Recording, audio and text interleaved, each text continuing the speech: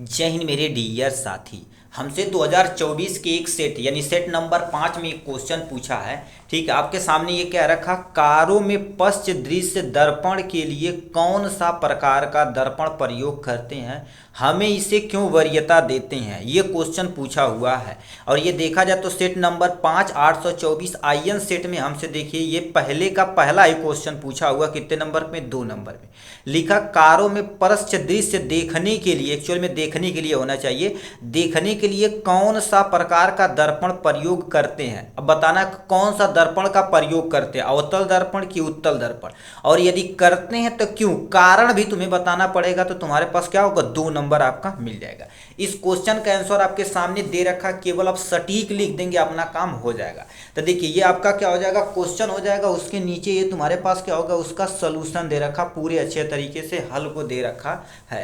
अब क्या होता है ध्यान से सुनिए। लिखा तुम्हारे पास ये क्वेश्चन है, आप अनुरोध है एग्जाम में क्वेश्चन नहीं डायरेक्ट आपको आंसर लिखना रहता है। लिखा है कारों में पश्च दृश्य देखने के लिए उत्तल दर्पण का प्रयोग किया जाता है, क्योंकि उत्तल दर्पण दूर स्थित वस्तु को सीधा बनाता है, उसका जो प्रतिबिंब होता है क्या होता है, प्रतिबिंब सीधा बनाता है, आभासी बनाता है, तब वस्तु की तुलना में क्या कर देता है, छोटा बनाता है। इससे जिससे ड्राइवर पीछे की वस्तु आराम से देख सकता है और अपनी गाड़ी को क्या कर देता है, साइड किया जा सकता है। यही चीज होती है। अब हमारे पास कैसे ही तुम्हारे पास उत्तल दर्पण, आप हमारे सामने देखिए 2 दर्पण, एक अवतल दर्पण है, एक तुम्हारे पास उत्तल दर्पण है। ये सामने देखा जाए तो उत्तल दर्पण है और ये अवतल दर्पण। अवतल दर्पण देखा जाए तो वस्तु को बहुत बड़ा करके दिखाई दे रहा था। देखिए अपनी मोबाइल का फ्लैश देखा जाए तो इतना छोटा है, बस उसको कितना बड़ा करके दिखाई दे रहा है ये।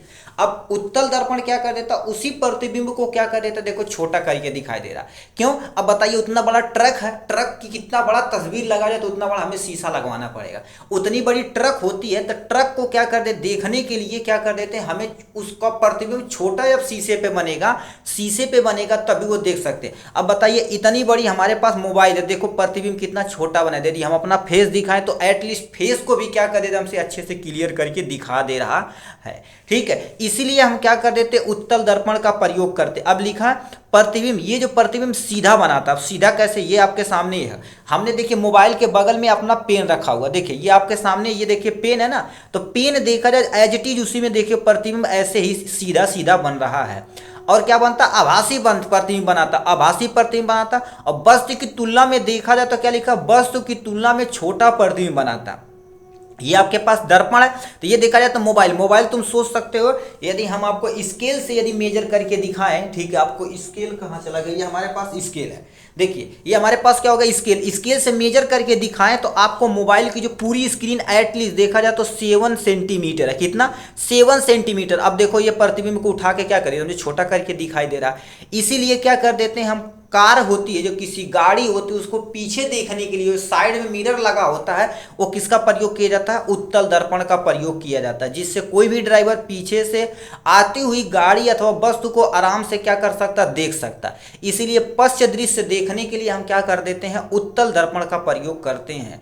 आशा करते हैं आप चीजें अच्छे से समझ में आएगी विथ एग्जाम्पल के साथ। ठीक है, चलिए नेक्स्ट क्वेश्चन पे चलते हैं भाई।